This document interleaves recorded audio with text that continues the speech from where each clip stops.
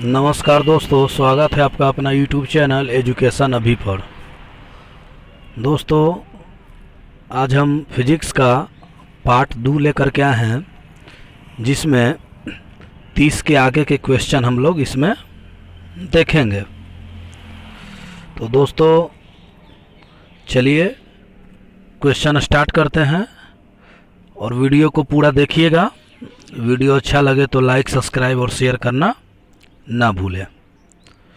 तो आज का पहला क्वेश्चन है दोस्तों, देखते हैं। कह रहा है कि ध्वनि तरंग क्या है, और ऑप्शन आपके सामने है। अनुदैर्घ्य, अनुप्रस्थ, विद्युत चुंबकीय, कोई नहीं। 4 ऑप्शन है। आप भी अपने से क्वेश्चन लगाने का प्रयास कीजिएगा। तो इसका सही आंसर है अनुदैर्घ्य। ध्वनि अनुदैर्घ्य तरंग है। चलिए अगला क्वेश्चन देखते हैं। कह रहा है कि स्त्रियों की ध्वनि पतली होती है, क्योंकि इसका कारण क्या है। 4 ऑप्शन आपके सामने है। क्वेश्चन का आंसर आप भी लगाइए। चलिए, तो इसका सही आंसर क्या होना चाहिए दोस्तों। तो स्त्रियों की ध्वनि की तरत्व अधिक होता है। Option number A. अगला क्वेश्चन देखते हैं। अस्पष्ट प्रतिध्वनि सुनने के लिए श्रोता एवं परावर्तक के बीच की दूरी होनी चाहिए। इसका आंसर क्या होगा दोस्तों। ऑप्शन 4 दिया हुआ है, देखिए। आंसर आप अपने से लगाने का प्रयास कीजिए। इसका सही आंसर है दोस्तों 17 मीटर। किसी किसी किताब में दोस्तों 16 मीटर भी मिलता है, तो 17 मीटर जो है इसका सही आंसर है। अगला क्वेश्चन। किस विद्युत चुंबकीय तरंग की वेधन क्षमता सर्वाधिक होती है। किस विद्युत चुंबकीय तरंग की वेधन क्षमता सर्वाधिक होती है, और ऑप्शन आपके सामने है। इसका सही आंसर क्या होना चाहिए।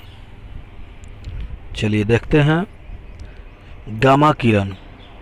गामा किरणें की विद्युत चुंबकीय तरंग है, जिसकी वेधन क्षमता सबसे अधिक होती है। किस पदार्थ की विशिष्ट ऊष्मा स्पेसिफिक हीट सबसे अधिक है। 4 ऑप्शन है, देखिएगा।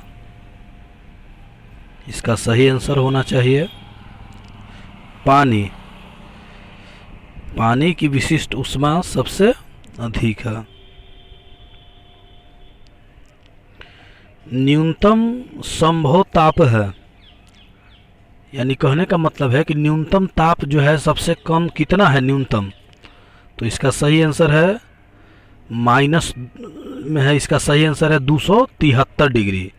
इसका सही आंसर है -273 डिग्री सेल्सियस। 273 डिग्री न्यूनतम संभव ताप है। Option number B.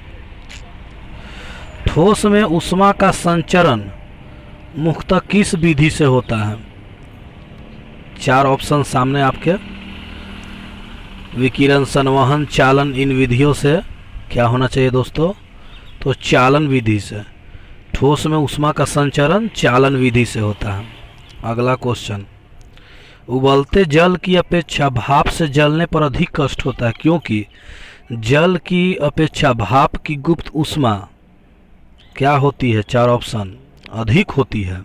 ये क्वेश्चन दोस्तों VVI है, मैं लिख देता हूँ। VVI क्वेश्चन एग्जाम में पूछता है कि जल, उबलते जल की अधिक कष्ट होता है, क्योंकि जल की अपेक्षा भाप में कौन सी ऊष्मा होती है।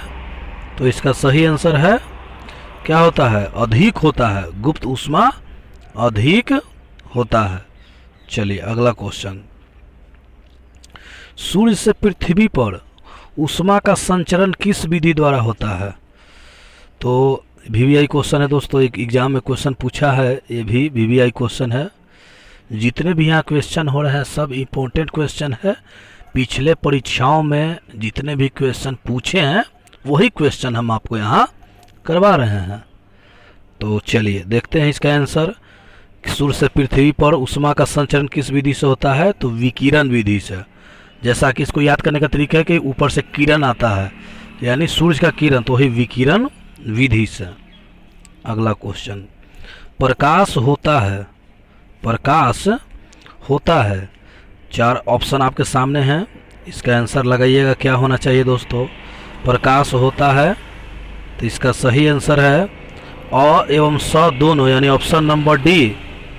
ऑप्शन नंबर डी यानी अनुप्रस्थ तरंग एवं विद्युत चुंबकीय तरंग, अनुप्रस्थ तरंग एवं विद्युत चुंबकीय तरंग। चलिए अगला क्वेश्चन देखते हैं। किस माध्यम में प्रकाश की चाल सर्वाधिक होती है? किस माध्यम में प्रकाश की चाल सर्वाधिक होती है? 4 ऑप्शन है, देख लीजिएगा प्रकाश की चाल। तो इसका सही आंसर है दोस्तों निर्वात। निर्वात में प्रकाश की चाल सर्वाधिक होती है। निर्वात में प्रकाश की चाल कितनी होती है? निर्वात में प्रकाश की चाल कितनी होती है? 4 ऑप्शन आपके सामने है, तो इसका सही आंसर है इकाई, दहाई, सैकड़ा, हजार, 10,000, लाख। 3 लाख किलोमीटर प्रति सेकेंड। 3 लाख किलोमीटर प्रति सेकेंड। चलिए अगला क्वेश्चन है। किस रंग का प्रकाश का प्रकीर्णन सबसे अधिक होता है? प्रकाश का प्रकीर्णन सबसे अधिक किस रंग का होता है? चलिए तो इसका सही आंसर है बैगनी। अगर यही क्वेश्चन दोस्तों पूछता हमसे कि किस रंग का तरंगदैर्घ्य सबसे अधिक होता है, तो आंसर होता लाल। लेकिन हमसे पूछा है कि प्रकीर्णन किस का अधिक होता है, किस रंग का प्रकीर्णन सबसे अधिक होता है, तो सही आंसर है इसका बैगनी। सही आंसर क्या है? बैगनी। अगर आपसे पूछता तरंगदैर्घ्य, पूछता तरंगदैर्घ्य, तो होता लाल। इस बात को ध्यान दीजिएगा। चलिए अगला क्वेश्चन है। किस रंग के प्रकाश का अपवर्तनांक सबसे अधिक होता है? चलिए दोस्तों क्वेश्चन ये भी यही है, किस रंग के प्रकाश का अपवर्तनांक सबसे अधिक होता है, तो इसका सही आंसर है बैगनी। अपवर्तनांक मतलब वही प्रकीर्णन, बैगनी। चलिए अगला क्वेश्चन है। आकाश का रंग नीला क्यों दिखाई देता है? आकाश का रंग नीला क्यों दिखाई देता है, इसका रीजन क्या है? 4 ऑप्शन आपके सामने है। वर्ण, प्रकाश का वर्ण विक्षेपण, प्रकाश का प्रकीर्णन, प्रकाश का व्यक्तीकरण या प्रकाश का अपवर्तनांक। 4 ऑप्शन है, इसका सही आंसर है प्रकाश का प्रकीर्णन। प्रकाश का प्रकीर्णन के कारण हम लोगों को आकाश का रंग नीला दिखाई देता है। क्या आंसर हुआ? बी। पूर्ण आंतरिक परिवर्तन, फुल इंटरनल रिफ्लेक्शन किसका उदाहरण है? 4 ऑप्शन आपके सामने है। हीरे का चमकना, रेगिस्तान में मरीचिका का बनना, कांच में आई दरार का चमकना, उपयुक्त सभी। तो इसका आंसर दोस्तों क्या होना चाहिए, आप भी लगाइएगा। चलिए आंसर देखते हैं। रेगिस्तान में मरीचिका का बनना। चलिए आगे है। वाहनों की हेडलाइट में किस दर्पण का उपयोग किया जाता है? वाहनों की हेडलाइट में किस दर्पण का उपयोग किया जाता है? ऑप्शन आपके सामने है, देखिएगा आंसर इसका लगाइए, आपको कुछ समय दिया जाएगा। वाहनों की हेडलाइट में तो अवतल दर्पण होता है। चलिए अगला क्वेश्चन। वाहन में पीछे के दृश्य देखने के लिए चालक की सीट के पास किस दर्पण का उपयोग किया जाता है? वाहनों में पीछे का दृश्य देखने के लिए, तो इसका सही आंसर क्या है दोस्तों, लगाइएगा। चलिए इसका सही आंसर होना चाहिए उत्तल दर्पण, कन्वेक्स मिरर। आकाश में तारे टिमटिमाते क्यों दिखते हैं, इसका सही कारण क्या है? आकाश में तारे टिमटिमाते क्यों दिखते हैं? 4 ऑप्शन आपके सामने है। चलिए इसका आंसर देखिएगा। प्रकाश के अपवर्तन के कारण, प्रकाश के अपवर्तन के कारण आकाश में तारे टिमटिमाते हुए दिखाई देते हैं। चलिए अगला क्वेश्चन। सूर्य से प्राप्त रंगों में किस रंग का विक्षेपण सर्वाधिक होता है? विक्षेपण यानी मुड़ना। तो सूर्य से प्राप्त रंगों में किस रंग का विक्षेपण सर्वाधिक होता है? आंसर लगाइएगा। 4 ऑप्शन है आपके सामने। लाल, नारंगी, पीला और बैगनी, क्या आंसर होना चाहिए दोस्तों? तो इसका सही आंसर है बैगनी। सूर्य से प्राप्त रंगों में जो रंग का विक्षेपण होता है सर्वाधिक होता है बैगनी में। चलिए अगला क्वेश्चन देखते हैं। प्राथमिक रंग किसे कहते हैं? प्राथमिक रंग किसे कहते हैं? तो इसका सही आंसर है लाल, हरा और नीला। दोस्तों ये क्वेश्चन पूछा है, वीवीआई क्वेश्चन है। प्राथमिक रंग को हम लोग 3 रंग के नाम से जानते हैं। लाल, नीला और हरा को प्राथमिक रंग भी कहते हैं। चलिए अगला क्वेश्चन है।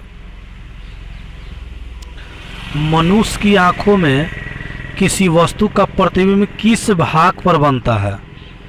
चलिए आंसर लगाइएगा।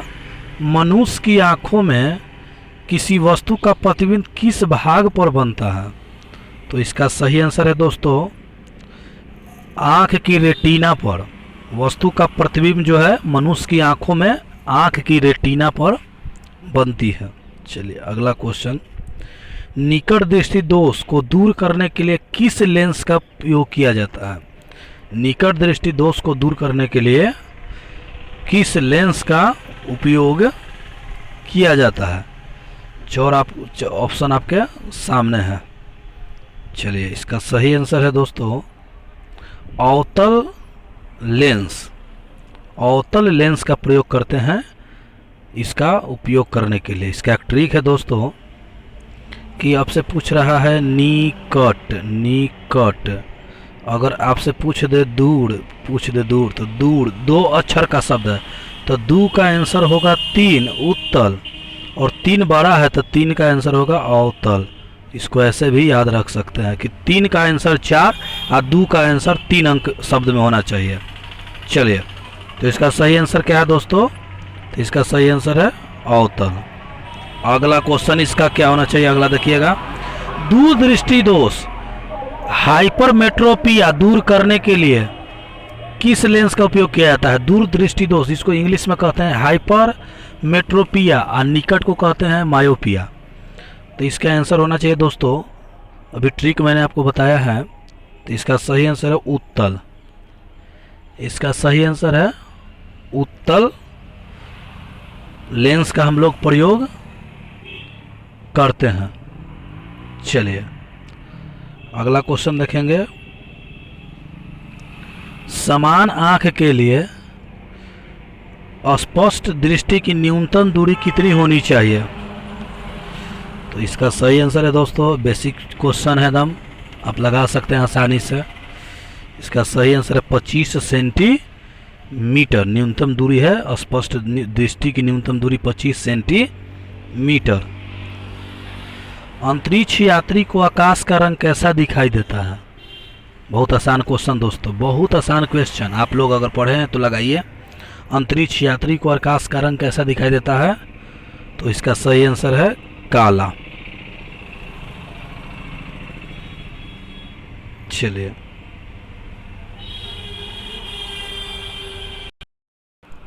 अगला क्वेश्चन है। प्रतिरोध का मात्रक क्या होता है? प्रतिरोध का मात्रक क्या होता है? Measure of resistance. 4 ऑप्शन आपके सामने है, इसका सही आंसर लगाइएगा क्या होना चाहिए। चलिए सही आंसर है ओम। प्रतिरोध का मात्रक है ओम। अगला क्वेश्चन है दोस्तों, कौन सा अर्धचालक होता है, यानी कौन सा धातु अर्धचालक है? Semi conductor. कौन अर्धचालक है? Semi conductor. 4 ऑप्शन आपके सामने हैं, इसका आंसर क्या होना चाहिए लगाइएगा। चलिए सही आंसर है अ और ब दोनों, यानी सिलिकॉन और जर्मेनियम, ये है आपका अर्धचालक सेमी कंडक्टर। चलिए अगला क्वेश्चन है। विद्युत बल्ब के भीतर होता है, विद्युत बल्ब के भीतर क्या होता है? 4 ऑप्शन है, देखिएगा।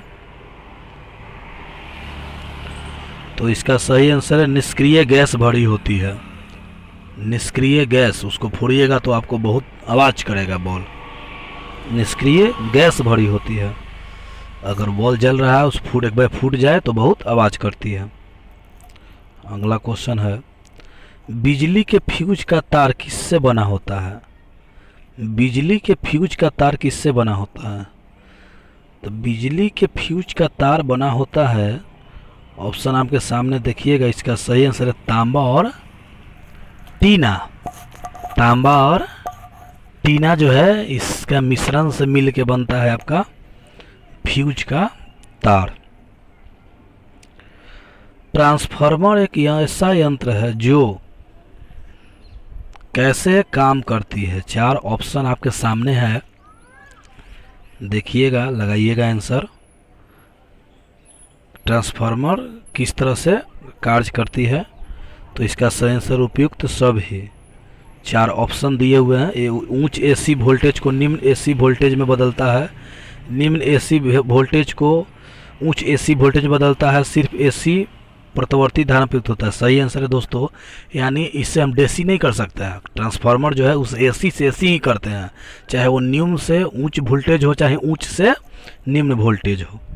अगला क्वेश्चन, घरों में फ्यूज किस क्रम में जोड़े जाते हैं? घर में जो लाइन होता है, पावर सप्लाई होता है, वो किस क्रम में होता है? तो इसका सही आंसर है श्रेणी क्रम में, सीरीज होता है।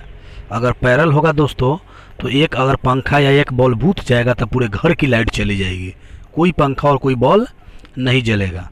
लेकिन ऐसा नहीं होता, एक बॉल या एक पंखा नहीं चलने से सब घर का बॉल या पंखा खराब नहीं होता है, सब कुछ चलते रहता है। चलिए अगला क्वेश्चन है, घरों में पंखा बल्ब आदि उपकरण किस क्रम में लगाते हैं? देखिए वही क्वेश्चन है दोस्तों, तो समांतर क्रम में, और फ्यूज जो है वो होता है श्रेणी क्रम में। अगला क्वेश्चन, घरों में पंखा हो गया। अगला, इन्वर्टर एक ऐसा यंत्र है जो, इन्वर्टर का कार्य क्या होता है? आजकल तो लगभग सभी घरों में इन्वर्टर देखने को मिलता है कि बिजली चली जाती है तो वो उससे हम लोग पंखा या बल्ब जलाते हैं। तो वो कैसे वर्क करती है? तो पूछ रहा है कि इन्वर्टर एक ऐसा यंत्र है जो क्या होता है? तो अ और ब दोनों, यानी एसी वोल्टेज को डीसी वोल्टेज बदलता है और डीसी वोल्टेज को एसी वोल्टेज में, यानी लाइट जब कटती है तो आप देखते होंगे एक बैटरी के माध्यम से इन्वर्टर जो है वर्क करती है। बैटरी चार्ज हो जाता है, उससे फिर सप्लाई होता है एसी में और हम लोग का घर में बिजली मिलती है। चलिए तो इसका सही आंसर है अ और ब दोनों। अस्थाई चुंबक बनाने के लिए प्रयोग किया जाता है। अस्थाई चुंबक बनाने के लिए किसका प्रयोग किया जाता है? 4 ऑप्शन आपके सामने है, इसका सही आंसर है इस्पात। इस्पात को हम लोग अस्थाई चुंबक, परमानेंट मैग्नेट बनाने के लिए प्रयोग करते हैं। विद्युत चुंबकीय प्रेरण सिद्धांत के प्रतिपादक कौन थे? Principle of electromagnetic induction. इसका सही आंसर है दोस्तों फैराडे। विद्युत चुंबकीय प्रेरण सिद्धांत किसने दिया था? फैराडे ने। अगला क्वेश्चन है, स्वतंत्र रूप से लटका चुंबक किस दिशा में स्थित रहता है? वीवीआई क्वेश्चन, और बहुत आसान भी क्वेश्चन कहेंगे दोस्तों, क्योंकि सभी लोग इसका आंसर जानते हैं और हर एग्जाम में क्वेश्चन आता है। तो इसका सही आंसर उत्तर से दक्षिण की ओर लटका हुआ चुंबक जो है इंडिकेट करता है। अगला, नाभिकीय रिएक्टर में मंदक न्यूक्लियर रिएक्टर मॉडरेटर किस रूप में प्रयोग किया जाता है? मंदक, नाभिकीय रिएक्टर में मंदक किस रूप में प्रयोग होता है? तो भारी जल के रूप में मंदक का प्रयोग किया जाता है। नाभिकीय रिएक्टर में नियंत्रक यानी कंट्रोलर के रूप में किसका प्रयोग किया जाता है? कंट्रोलर, तो ये होता है कैडमियम छड़। ध्यान दीजिएगा दोस्तों, दोनों क्वेश्चन, मंदक पूछेगा तो भारी जल और नियंत्रक पूछेगा तो आपका कैडमियम छड़। विद्युत धारा को मापने के लिए प्रयुक्त यंत्र कौन है? विद्युत धारा मापने के लिए प्रयुक्त यंत्र कौन है? तो आप जानते हैं इसका सही आंसर है आमीटर या एम्पियर मीटर। आमीटर जो है इलेक्ट्रिक करंट हम लोग इससे मापते हैं। आज 80 तक क्वेश्चन हम लोग देखेंगे। चलिए, विद्युत परिपथ में किस फ्यूज का कार्य करता है? विद्युत परिपथ में फ्यूज का कार्य क्या है? फ्यूज क्या करता है? तो इसका सही आंसर है दोस्तों विद्युत परिपथ की रक्षा करता है। आप जानते होंगे कि घर में जो या बोर्ड में हम लोग फ्यूज लगाते हैं, तो फ्यूज लगाने से क्या फ़ायदा होता है, तो जब कहीं शॉर्ट सर्किट होती है या अधिक ज़्यादा वोल्टेज आ जाती है तो वो फ्यूज जो है गल जाता है, जल जाता है, और उससे क्या होता है कि जितने भी हमारे इलेक्ट्रिक उपकरण हैं, चाहे पंखा, टीवी, फ्रिज, वो सब बच जाते हैं, वो उसमें पावर नहीं जाती है, वहीं पर आपका पावर कट जाती है। इसलिए चलिए अगला क्वेश्चन है, उगता हुआ एवं डूबता हुआ सूर्य लाल प्रतीत होता है, इसका कारण क्या है? उगता एवं डूबता हुआ सूर्य लाल प्रतीत होता है, इसका कारण क्या है? तो इसका सही आंसर है दोस्तों, आंसर लगाते हैं सही आंसर, लाल रंग का प्रकीर्णन सबसे कम होता है। लाल रंग का प्रकीर्णन जो है, लाल रंग का प्रकीर्णन सबसे कम होता है। अगला क्वेश्चन, दो समतल दर्पण एक दूसरे से 90 कोण पर झुके हैं, इसके बीच रखी एक गेंद के प्रतिबिंबों की संख्या कितनी होगी? दो समतल दर्पण हैं, एक दूसरे के 90 डिग्री कोण पर झुके हुए, इसके बीच में एक गेंद के प्रतिबिंबों की संख्या कितनी होगी? तो इसका सही आंसर है दोस्तों 3। विद्युत बल्ब का फिलामेंट किसका बना होता है? तो विद्युत बल्ब का फिलामेंट बना होता है, आंसर लगाइएगा दोस्तों आप लोग, आसान क्वेश्चन। इसका सही आंसर है टंगस्टन। टंगस्टन। अधिक ऊंचाई पर चढ़ता हुआ व्यक्ति आगे की ओर क्यों झुक जाता है, इसका कारण क्या है? चलिए इसका आंसर क्या होना चाहिए दोस्तों, लगाइएगा। तो इसका सही आंसर है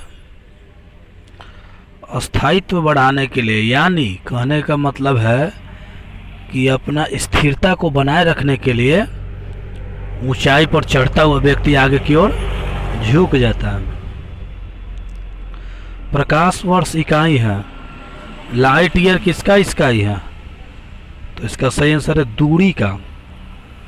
एक प्रकाश वर्ष बराबर, आप हमें कमेंट बॉक्स में बताइएगा कितना लाइट ईयर होता है, एक लाइट ईयर बराबर कितना होता है, कितना प्रकाश वर्ष। चलिए अगला क्वेश्चन है, एक लाइट ईयर प्रकाश वर्ष हो गया। अगला क्वेश्चन है, पानी से भरे गिलास में एक बर्फ का टुकड़ा तैर रहा है, अगर बर्फ पिघल जाने पर पानी का तल क्या होगा?